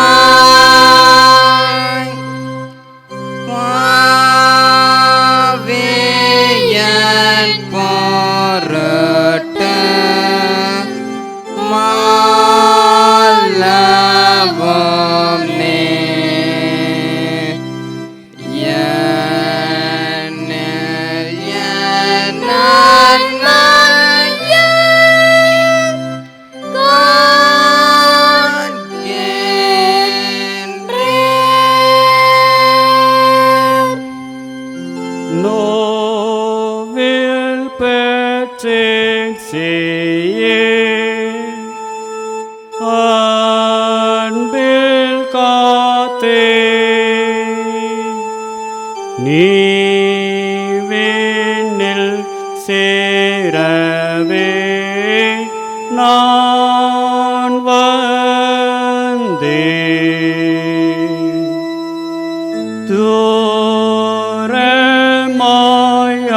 தூரமாயலையும் உன்னை கண்டேன். என்னண்டை கேட்டிவா அணைப்பே.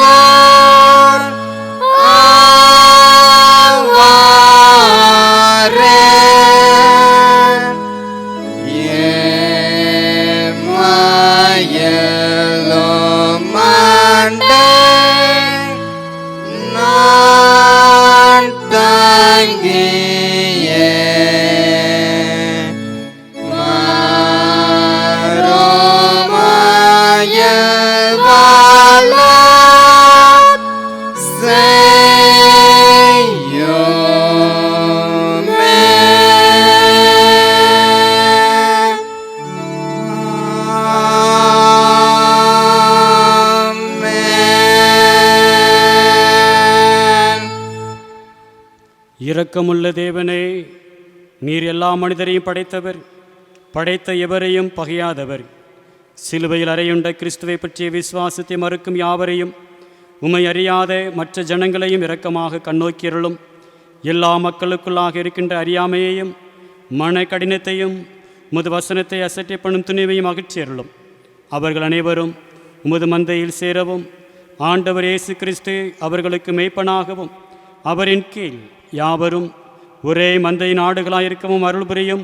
உம்மோடும் தூயாவியோடும் ஒரே கடவுளாக வீற்றிருந்து முடிவின்றி அரசாலும் எங்கள் ஆண்டவர் இயேசு கிறிஸ்துவை முன்னிட்டு மனத்தாழ்மையாய் வேண்டிக் கொள்கின்றோம்.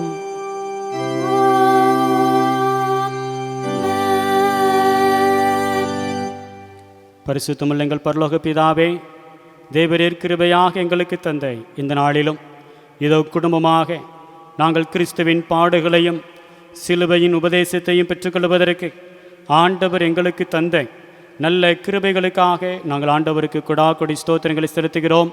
கிறிஸ்துவனுடைய பாடுகளை தியானித்த நாங்கள் இதோ கிறிஸ்துவனுடைய பாடுகளுக்கும் உபதேசங்களுக்கும் எங்களை குடும்பமாக நாங்கள் அர்ப்பணிக்கிறோம். சாமி, இந்த அர்ப்பணிப்பிலே நாங்கள் குடும்பங்களாக தனிநபர்களாக என்னாலும் நிலைத்திருக்கவும் ஆண்டவர் நீர் உதவி செய்திட வேண்டும் என நாங்கள் ஜெபிக்கிறோம். விசேஷமாக தேவரே, இந்த ஆராதனை வேளையிலே இந்த தொலைக்காட்சியின் வாயிலாக எங்களோடு இணைந்து ஆண்டவரை ஆராதித்த, எங்களோடு இணைந்து உம்முடைய வார்த்தைகளை தியானித்த ஒவ்வொரு இறை மக்களையும் தேவனாகிய கர்த்தர் நீர் பேர் பேராக ஆசீர்வதிப்பீராக. அவருடைய குடும்பங்களை கர்த்தர் நீர் ஆசீர்வதிங்க. கிறிஸ்துவின் சிலுவையினால் கிடைக்கின்ற மீட்பும் மன்னிப்பும் சமாதானமும் ஆறுதலும் மன நிறைவும் ஒவ்வொரு பிள்ளைகளுக்கும் அவருடைய குடும்பங்களுக்கும் நிறைவாய் பெருகும்படியாக கர்த்தர் நீர் அனுக்கிரகம் செய்திருளும். விசேஷமாக தேவரீர், எங்களுடைய தேசத்திற்காக நாங்கள் ஜெபிக்கிறோம். இந்த உலகத்திற்காக நாங்கள் வேண்டிக் கொள்கிறோம். சாமி, பயங்கரமான கொள்ளை நோய் மிகவும் வேகமாக பரவிக்கொண்டிருக்கின்ற காலகட்டங்களிலே ஆண்டவர் அநேக மனிதர்கள் பாடுகளுக்கும் பலவீனங்களுக்கும் ஆளாகி இருக்கின்ற வேளையிலே இதோ கல்வாரியிலே சிந்தப்பட்ட எங்கள் ஆண்டவராகிய இயேசு கிறிஸ்துனுடைய திரு ரத்தம் இந்த உலகமெங்கும் தெளிக்கும்படும்படியாக நாங்கள் ஜெபிக்கிற ராஜா. இயேசுவின் இரத்தமே இந்த கொடிய பலவீனத்தினின்று எங்களையும் இந்த உலகத்தையும் விடுதலையாக்க முடியும் என்கின்ற நம்பிக்கையோடு கூட நாங்கள் வேண்டி நிற்கின்றோம். ஆண்டவர் மனமிறங்கி உம்முடைய இரத்தத்தினால் கிடைக்கின்ற ஒரு மேலான விடுதலையை ஆண்டவர் இந்த நாட்களிலே நிறைவாய் நீர் தந்திரல வேண்டும் நாங்கள் ஜெபிக்கிற ராஜா. தொடர்ந்து எங்களை தாழ்த்தி அர்ப்பணிக்கின்றோம். உம்முடைய கிருபைக்கு ஒப்பு கொடுத்து நாங்கள் ஜெபிக்கிறோம். நாங்கள் திருச்சபையாக இதோ இறை மக்களாக உம்மை பற்றி அறிகின்ற அறிவிலே நாங்கள் வளரவும் ஆண்டவர் உதவி செய்வீராக. இந்த ஆராதனை வேளை தொலைக்காட்சியின் வழியாக ஒளிபரப்பப்படுவதற்கு உதவி செய்த ஒத்துழைப்பு கொடுத்த ஒவ்வொருவரையும் தேவனாகிய கர்த்தர் நீர் ஆசீர்வதிப்பீராக. தொடர்ந்து கர்த்தாவே, நாங்கள் இருக்கின்ற இடங்களிலே ஆண்டவருக்காக சாட்சியாக நிற்கவும், சிலுவைக்கு நாங்கள் சாட்சியாக நிற்கவும், சிலுவைக்கு எங்களை அர்ப்பணித்து சிலுவையின் உபதேசத்தில் நிலைத்திருக்கவும் ஆண்டவர் அனுக்கிரகம் செய்வீராக. துதி கணம் மகிமை அனைத்தும் உமைக்கே நாங்கள் செலுத்துகின்றோம். மீட்பர் இயேசு கிறிஸ்துவின் இன்ப நாமத்தில் ஜெபிக்கின்றோம் எங்கள் நல்ல பிதாவே.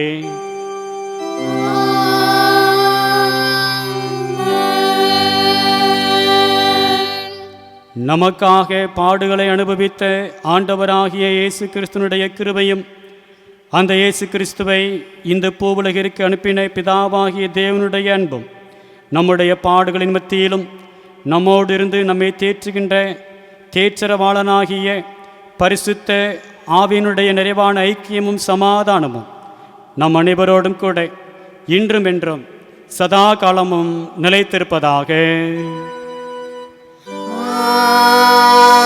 ஆமென்.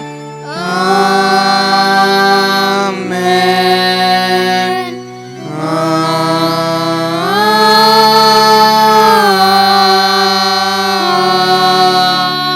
ஆமென்.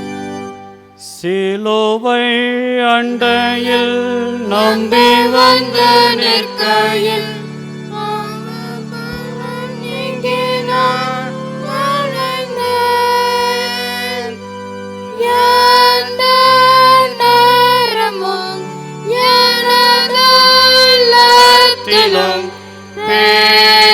பேரானந்தம் பொங்கி பாடுவேன்.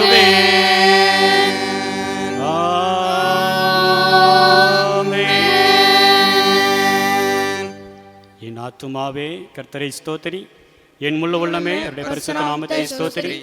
என் ஆத்துமாவே கர்த்தரை ஸ்தோத்திரி, கர்த்தர் செய்த சகல உபகாரங்களுக்காகவே.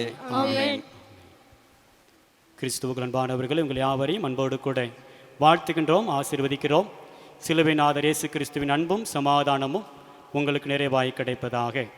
God bless you all.